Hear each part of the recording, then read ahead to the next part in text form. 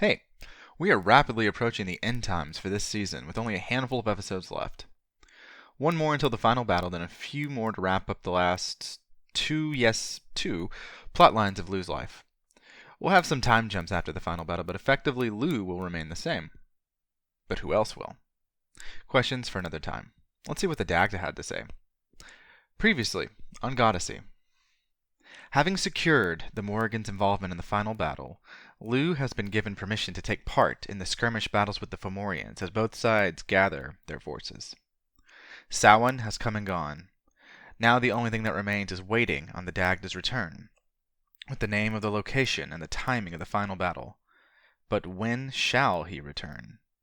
Will he have the energy to make it? Welcome to Goddessy, Episode 23, The Last of the Pieces.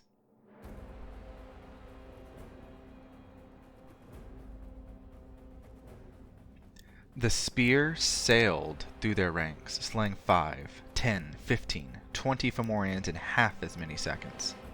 For his part, Lugh barely noticed this. The more he fought with it, the more the spear seemed to travel with a mind of its own, driven by a bloodlust he had been promised it had. It knew who Lugh's enemies were. It knew how to best destroy the enemy lines. Defending against it was impossible. It was a missile thrown from a powerful sling that could not be stopped by armor, by parried blade, by fleet foot. Dodging was the only recourse, and a temporary one, for it fed on fears and flew back to find its quarry, and when it did, they erupted in a shower of red, before the spear went after the next Fomorian, and the next, and the next. It was Lugh's third battle since Samhain, as the frost began to settle on the grey hills. The previous two he had spent with Fragarach, the blade which belonged to his foster father, Manannan MacLear. Today he had to do something else, had to train another part of him that over the last few months he had neglected. After throwing the Spear of Assault and uttering the words as the line of the Tuatha Dé Danann met the scores and scores of Fomorian monsters, nearing 500 in total, Lugh had moved to the top of the hill, as Midir led the men and women of the line to take yet more land in the border between Connacht and Ulster, the sea hidden behind a hill.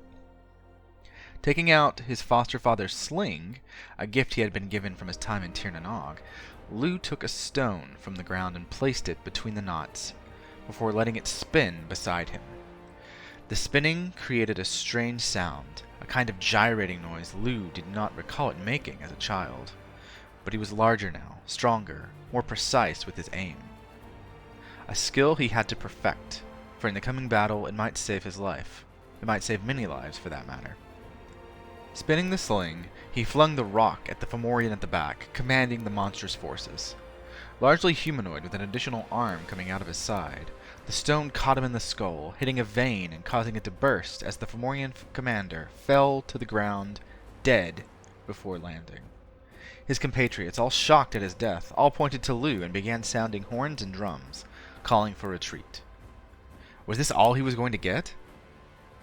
Lugh picked up another stone, spun it, and flung it fast. Another leader fell. Another stone, another leader. 4, then 5, then 6, before they disappeared over the hill, heading to their ships to flee. The battlefield was strewn with monstrous bodies, limbs cut from bodies, the Fomorians far outnumbering the Tuatha Dé Danann. In fact, by Lugh's estimation, there appeared to be one body, not yet dead. Lugh spoke the words, Athabar, and the Spear of Assault returned to him, the radiant heat from its tip fading quickly in his grip. Lugh leapt from the hill's sheer cliff top and landed 10 feet below, hurrying to the youth who lay dying. Midir held him as he breathed his final breath before Lugh's arrival, his compatriots crying. Even grim Midir joined them, frustrated. One death is too many, Lugh admitted, keeping his voice low. He did not know this youth. He did not know most of them here. They were not of the Tara youth, but belonged to a different clan entirely, one that had been friendly to the clan of Turian. They would carry the body back and bury it among his kin, and Lugh would be with them. As a representative of the king, he would need to be. Another few weeks out at battle, and Lugh would be a seasoned veteran. They made a stretcher of sticks and reeds and carried him. The wounded were not so bad as to be unable to walk, their wounds bound by tunics taken off of the Fomorians. They traveled south into the hills of Connacht, the shores of the lochs not yet frozen. They left behind them a murder of crows, feasting on the bodies of the dead. Unworthy foes though they were carrion all the same. It was nearing mid-afternoon when they came to the ford, sorrow replaced with a sad song sung by Midir. Lugh spied it first, stopping the company of 20 and stepping forward to investigate. What was the body of a dead beast of burden soon became clear to Lugh as something more. The unclothed body of the Dagda, snoring loudly in the forded water. "Midir, come quickly!" Midir gasped at the sight of him, the Dagda's massive arm moving to his backside and scratching it. He was covered in mud, and his temples were exceptionally gray now, frayed and insane. Older, Lugh realized, more haggard than he had ever looked before. The Dagda was still large, though, his stomach untouched by the ravages of his trials. "Why is he just sleeping here?" said Midir, almost laughing. "Part of his trials with the Morrigan. Collect his club and harp and cauldron. We have to get him back to Tara." Midir looked back to the group. "But what about—" "The body needs to go to the family and they can carry it. Our campaign must end prematurely. This is more important." Midir knew that. He stopped arguing. With more reeds and sticks, far more, they made a way to drag the Dagda. Lugh whistled, and soon Inbad appeared from the stables of Tara, and though the Dagda was a giant, Lugh and Midir helped the horse pull the giant. The journey took the better part of a week, and they met not a single soul on their trek, pulling as hard and as fast as they could. And not once during that time did the Dagda wake. It was not until the Dagda, covered in a cloak to hide his nether regions, was brought before the Stone of Fall that the druids of the court came forth and began applying their healing magics. The snores subsided, becoming something closer to mumbling, almost coherent in the mumblings, but saying a word Lugh did not know. Moitura. The Dagda repeated Moitura again and again and again. When his blue eyes blinked open, they began to sparkle, but part of their luster was lost. The Dagda smiled. "I suppose this means I survived." Nawada gathered alongside the druids, smiled. "You did, fortunately, for all of us. Moitura, is it?" The Dagda stood, the cloak falling by the wayside, exposing him. Walking to the other side of the hill and down it a bit, he began to relieve himself in the woods, to the amusement of most gathered, all but Bridget, who was deeply embarrassed by her father. Returning, his daughter presented the Dagda with a cloak of white, and he donned it before continuing. Midir brought him his cauldron, and the Dagda began to produce a meal for himself. Naturally, first he fed everyone else around him. "It was the night before Samhain when I first spied her, bathing in the waters of the ford of the Unshin, near the borders of Connacht and Ulster. She had discarded her cloak of raven's feathers and washed her feet, and she beckoned that I need pay the price. So in blood I did, and she did give me prophecy with a further gift of my love. I gave it, and for 3 days and 3 nights. When at last the gift of blood and potency was given, she gave me the final prophecy, that we would meet her at the fords of the Unshin River, for the forces of the Fomorian that live there in the northern islands will arrive at Mag Shidni, and combine with the forces of Balor. We face a host of almost 100,000 strong, but we have much magic on our side. When we march with the Morrigan, we travel to the final battle of us all." Nawada wore a look of confusion. "But Moitura was to the south of that, far south of there, in deeper Connacht." The Dagda nodded. "Aye, the first battle of Moitura, where we won Ireland from the Jochid and the Firbolg, was held there. This shall be the second battle of Moitura, and we shall litter the land with corpses. So shall they. A sacrifice of blood must be made to win the final battle." A somberness fell among the people there. The food distributed, they ate, many thinking. Of those that led the Tuatha Dé Danann, Lugh thought the most. "Great-grandfather, first you must know this. Your son Dian Set has slain his son Mick. Do not ask the crime, you know it in your heart that it was jealousy and Mick's brilliance. He continues to build a magical well at Slan, which will keep our spirits tied to our broken bodies in the battle. I ask that you go to Slan near Bruna Boyne and assist him for a moment before the next task I ask you. Nuada, do I have command of the forces of the Tuatha De Danann for the final battle? Nuada nodded. It is as you were destined to do, Lugh of the Long Arm.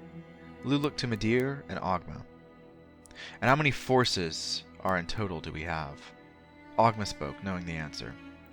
We have 2 groups of 3,000, which can meet at the fort of Unshin and make a host of 6,000 total. Vastly outnumbered, Lugh expected no less. So they shall. We must gather the host and march. Indek is on his way right now, is he not? The Dagda burped in agreement. Then we must delay them. And who better for that job than the Dagda? The giant laughed. What did you have in mind, great-grandson? Offer them terms. Do what you must, for they will try to humiliate you. Delay them for as long as it takes for Indek to arrive, and put them off their guard. Make them think we sincerely wish for peace. Dien Set will finish the Well of Slan, and we shall assemble the full host of the children of Danu. Then, a month from Samhain's Eve, we shall bear down upon the Fomorians and destroy them, with the Morrigan as our guide and the Spear of Assaul ensuring our victory. Murmuring proved agreement. Agreement meant the plan was good. Lugh was proud of himself. Ogma smiled. And do you think they will come? By their oaths to King Nuada, they must come. So it was said, so it must be true. He was the master of oaths, and Lugh was never wrong about them. Nuada smiled, slapping Lugh on the back as Lugh broke bread for himself. A finer plan we could not have asked for. The Dagda will head north, and then to the camps of the Fomorians, where he will create discord long enough for us to gather our forces and meet the Morrigan at the banks of the Unshin. Dien Set will finish the Well of Slan, and man it with the healers and druids who are not warriors. Everyone else, prepare for battle. Ireland shall be ours. Many wished to speak to the Dagda, and were glad to, but Lugh would wait for his turn, if he needed one at all. Lugh was tired from dragging his giant great-grandfather across Ireland, but was glad he did. This was the breakthrough they needed, and a very detailed one at that. Son of Cian, came a voice he did not recognize, and Lugh turned to it. A woman, dark of hair with stormy eyes, a young boy at her feet, and her arms crossed. I almost recognize you, he said, trying to place her. It was the storm. He knew the storm, but he did not know how to place it. Can I help you, daughter of Danu? She placed a hand on her stomach, glaring at him. She was pregnant, he realized, and Lugh began to remember more about her. He had seen her at the Cayley of Bridget. Oh yes, a daughter of Danu am I, but my father is who I am more concerned about. My brothers. My son. Look closely, son of Cian. I look into you and I see the eyes of my beloved Cian, but marked with cruelty instead of his cleverness. You may be his son, but you replace his spirit with the cruelty of a Fomorian and the frightful cunning of a Firbolg. He placed her at last.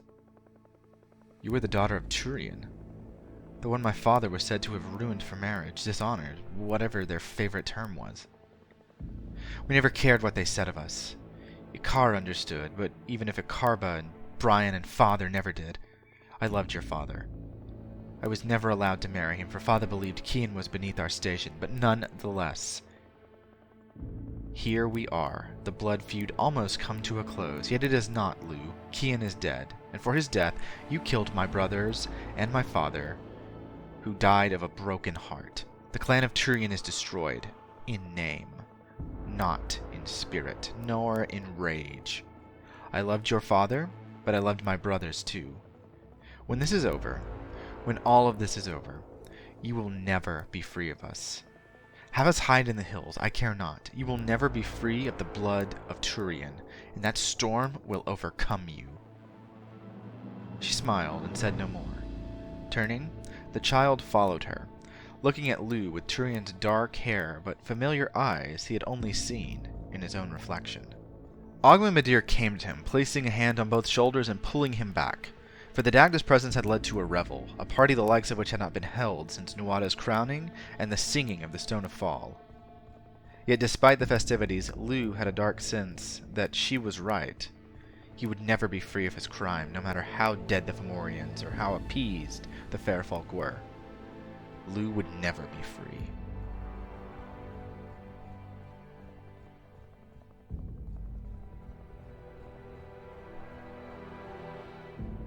Goddessy is written, researched, and produced by Greg Wright. Additional writing and editing by Sidney Yeager, who gives Prophecy at a discount. Music by the amazing Scott Buckley, and in this episode derived entirely from his Monomyth album. Check him out at www.scottbuckley.com.au. Want to support the show? Check us out on Patreon. In addition to early access episodes, we'll be posting some fun behind-the-scenes stuff and prep work for the next season of Goddessy soon. Check us out on social media too and drop a line. We occasionally post pictures of mythological dogs.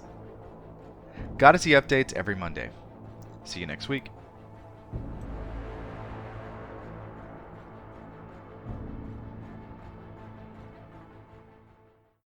Want to support the show? Anything helps.